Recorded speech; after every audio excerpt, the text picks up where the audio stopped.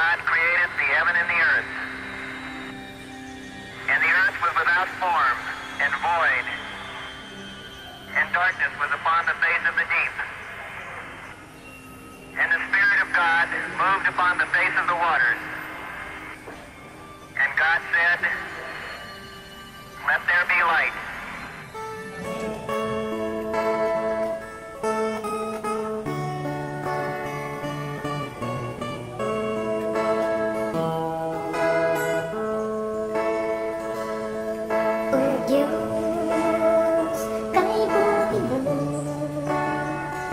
Ikaw pala ang kailangan ko, ang pag-asa ng buhay ko, na hindi alam kung saan patungo. Salamat, Ama, sa ginawa mo, hinandog mo ang anak mo upang iligtas ang buhay ko, na hindi alam kung saan patungo. Salamat sa'yo, o aking Ama, binigyan mo ako ng pag-asa. Salamat sa'yo, o aking Ama, buhay ko ngayon ay masaya. O Diyos, paibuti mo, ikaw pala ang kailangan ko, ang pag-asa ng buhay ko, na hindi alam kung saan patungo.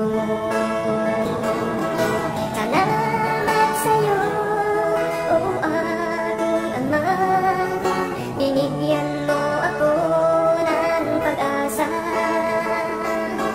Salamat sa'yo, o aking Ama, buhay ko ngayon ay masaya. Salamat sa'yo, o aking Ama, binigyan mo ako ng pag-asa. Salamat sa'yo, o aking Ama, buhay ko ngayon ay masaya. Buhay ko ngayon ay masaya. Buhay ko ngayon ay masaya.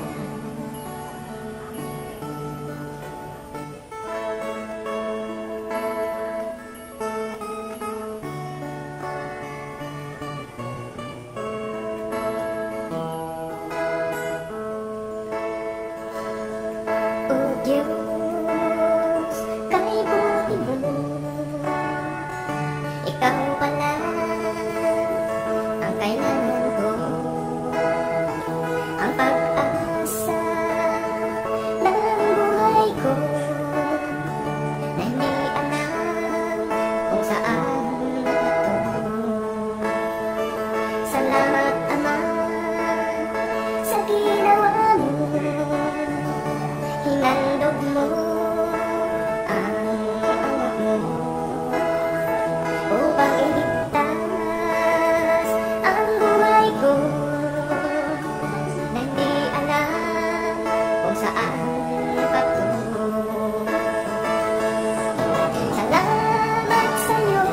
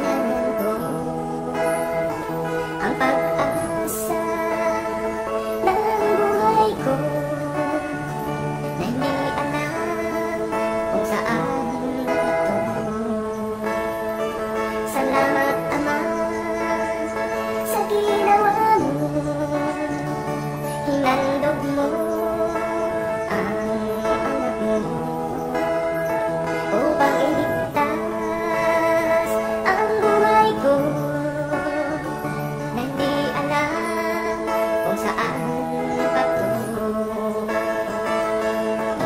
Salamat sa'yo, o aking Ama, binigyan mo ako ng pag-asa. Salamat sa'yo, o aking Ama, buhay ko ngayon ay masaya. O Diyos, kay buti mo, ikaw pala ang kailangan ko, ang pag-asa ng buhay ko na hindi alam kung saan patungo. Salamat sa'yo, o aking Ama, binigyan mo ako ng pag-asa.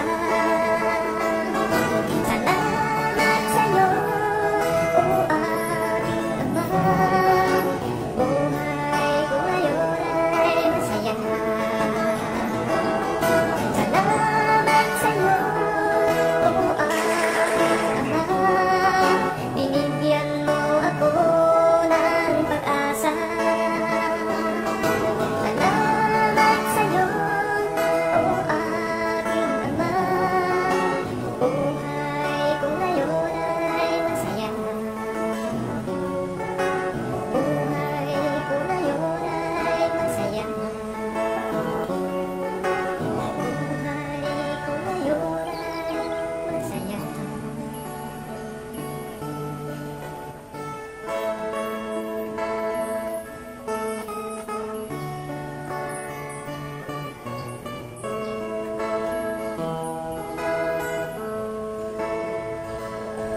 O Diyos, kay buti mo,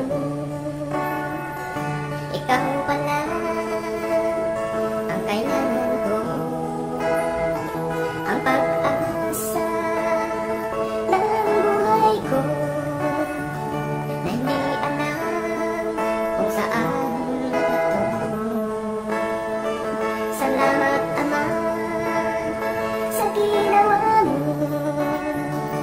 Hinandog mo ang anak mo upang iligtas ang buhay ko na hindi alam kung saan patungo. Salamat sa'yo, o aking Ama, binigyan mo ako ng pag-asa.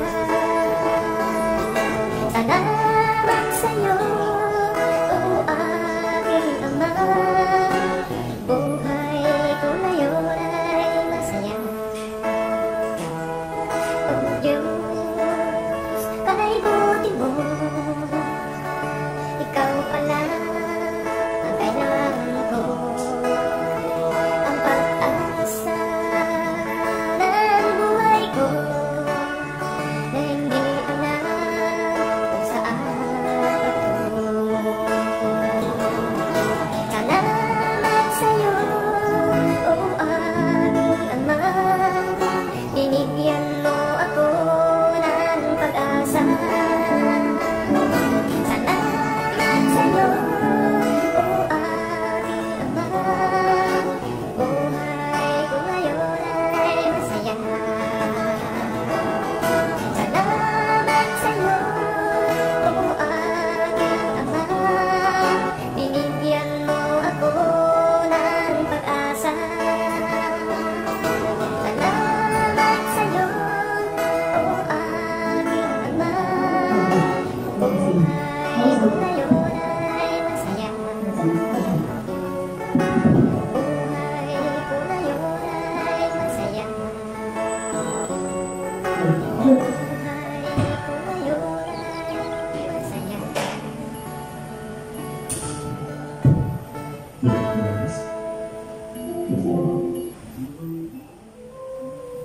Haleluya, sa mga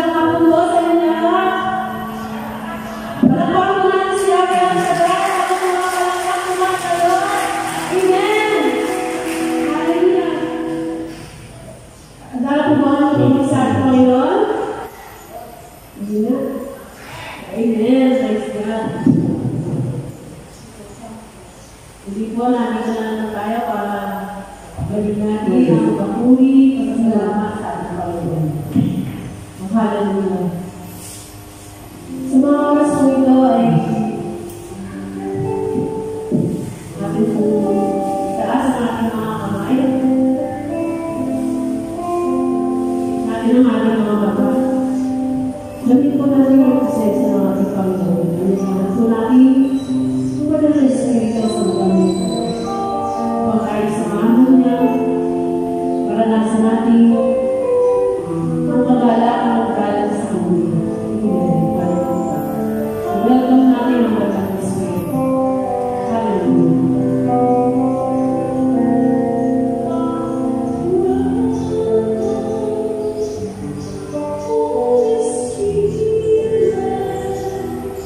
Thank you.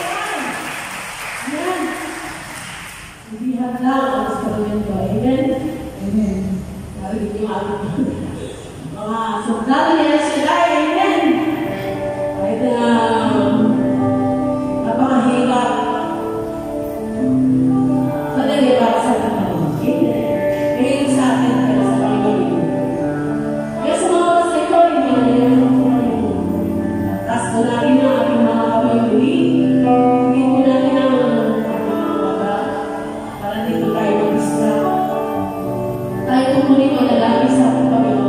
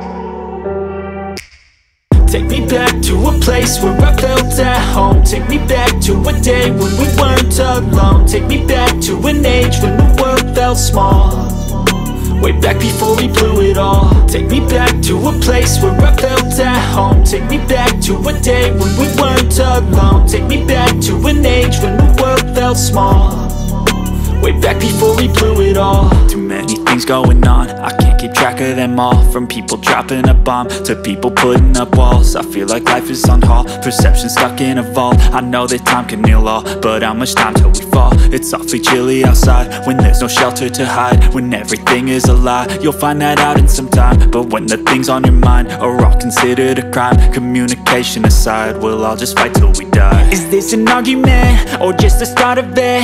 Either way, I don't wanna be a part of it.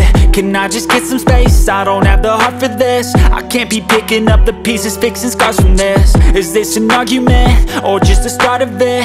I wanna drive away so I can be so far from it.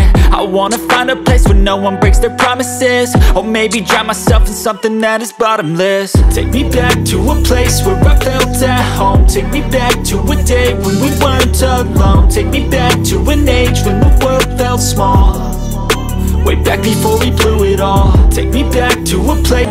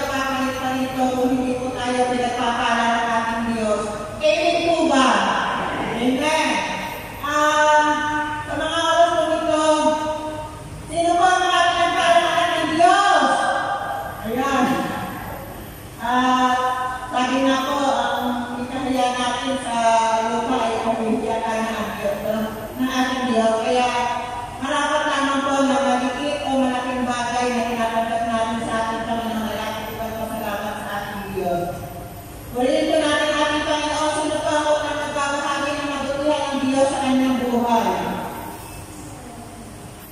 Ala? Sino ba mga pinagkailangan ng Diyos? Ito po si Sister Lucy. Palakpakan po natin ang ating Panginoon.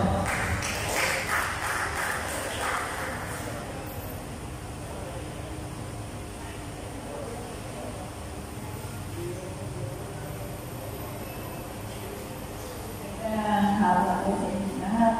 Isa at Panginoon. Ako nagpupunta sa aking Panginoon at Panginoon. May sincere ko sa inyo. Panginoon, Panginoon.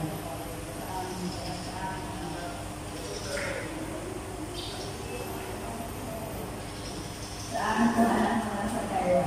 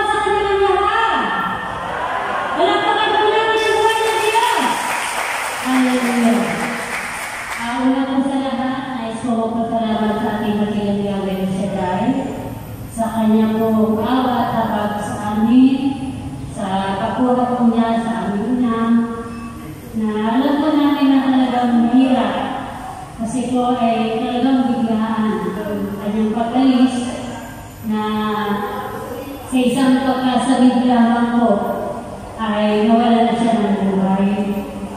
Na ang lahat sa amin ay bigla dahil kay lakas-lakas po niya at ang sabi nga ng marami ay kamusta ang sagot ko po palagi ay malakas na malakas pa, nagtatanggap na ng lagada.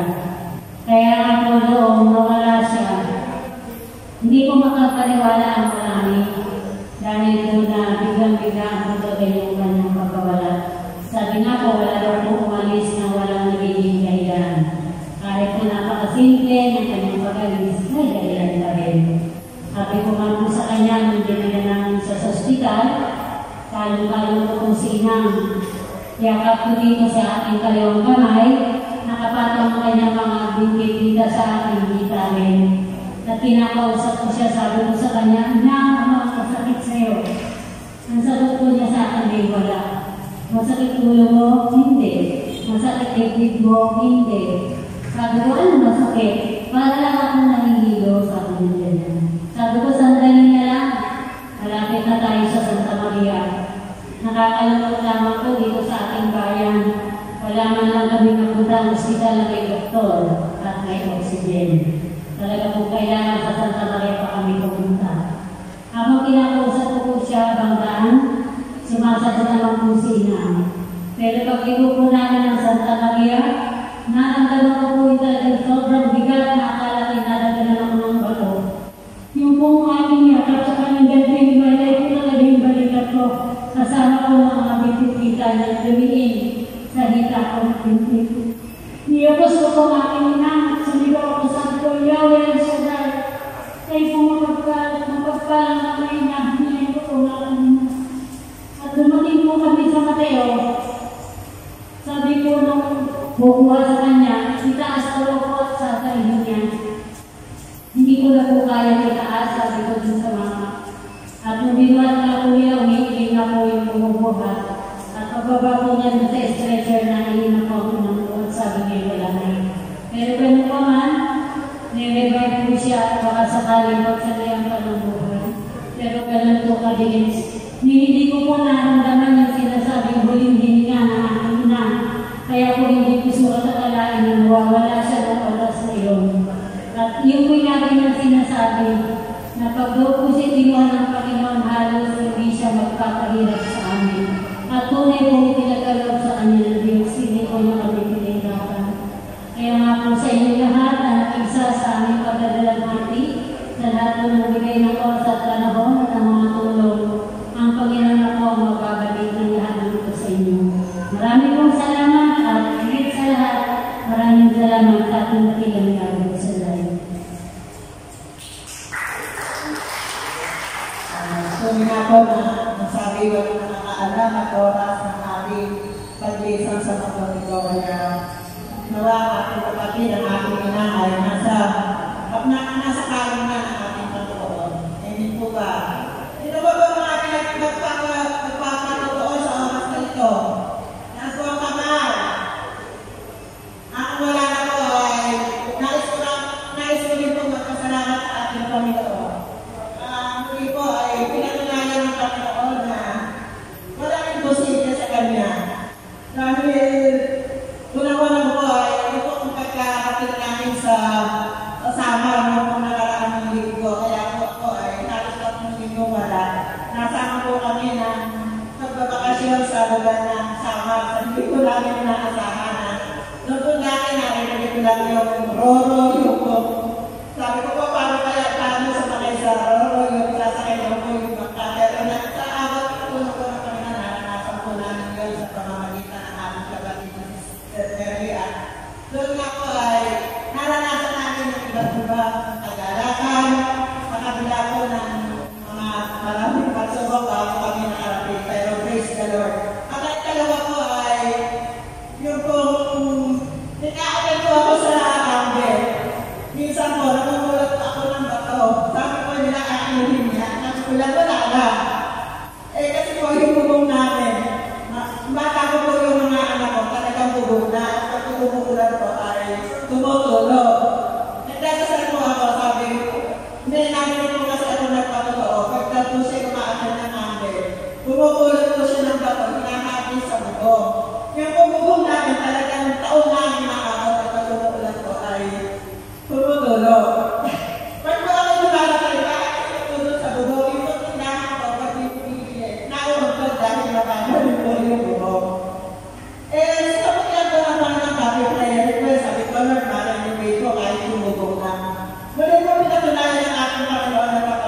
po isang linggo.